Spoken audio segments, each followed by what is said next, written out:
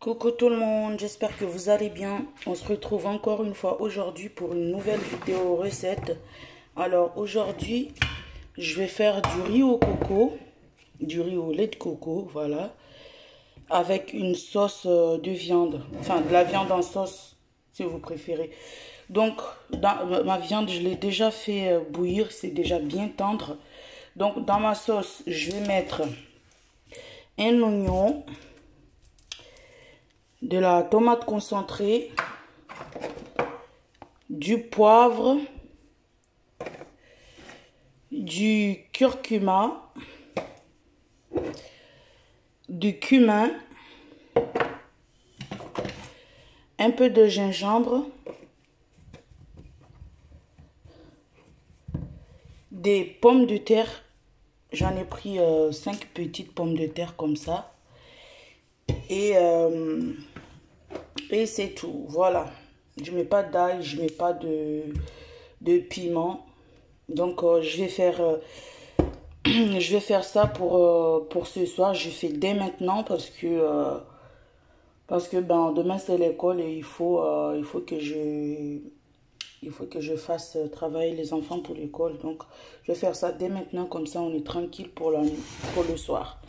Voilà, alors je vais commencer par laver mon riz et puis le faire sécher en fait à la vapeur. Voilà, pour que ça ne colle pas à la cuisson. Donc je vais commencer par ça et puis je vais attaquer ma sauce de viande directement. Voilà, à toutes pour la suite. Voilà, j'ai fini de découper une moitié d'oignon. En fait, j'ai pas tout mis. J'ai mis la casserole à chauffer. J'ai découpé mes pommes de terre en deux. Voilà. Donc maintenant, je vais vous montrer les étapes à suivre. Donc là déjà, je vais mettre un petit peu d'huile, voilà, un petit peu d'huile dans la casserole. J'utilise l'huile de tournesol, mais on peut mettre l'huile d'arachide, l'huile de... Mais pas l'huile d'olive, j'aime pas cuisiner l'huile d'olive, je pense que c'est assez toxique. Donc, je mets les oignons. Voilà. Après,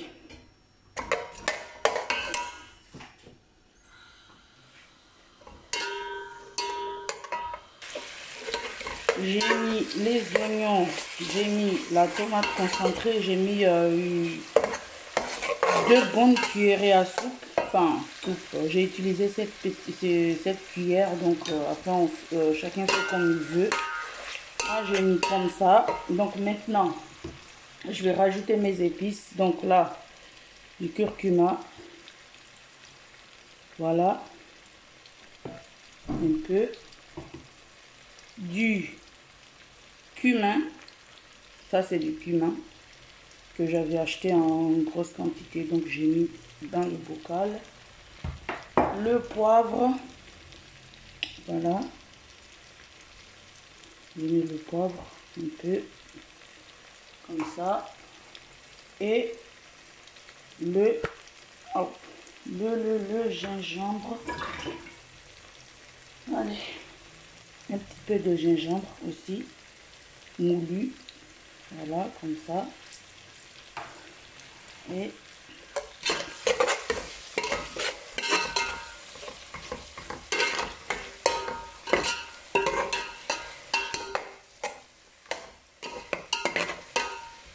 en fait, je vais pas laisser trop longtemps. Je veux que la viande et les pommes de terre cuisent, enfin, que les pommes de terre s'imprègnent bien de mes épices. Donc, je vais tout de suite mettre la viande et les pommes de terre avec l'eau de cuisson de la viande.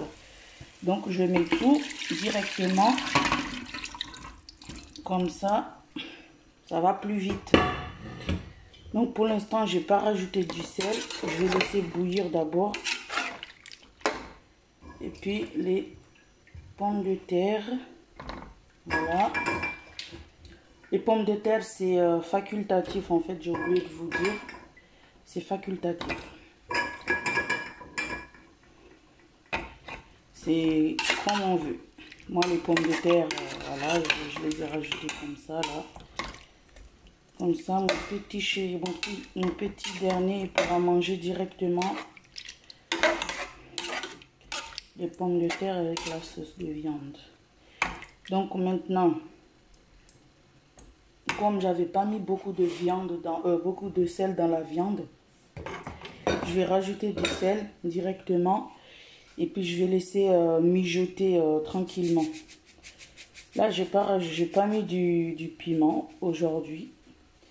D'habitude, je mets du piment, mais là, non, je mets pas. On va faire l'impasse sur le piment. J'ai déjà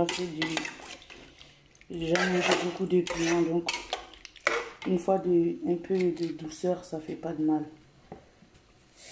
Surtout pour mon petit qui ne supporte pas le piment. Donc voilà, il est encore petit.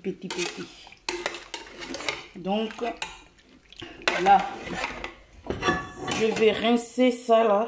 Je vais mettre de l'eau pour rincer et puis verser ici et puis je laisse cuire tranquillement.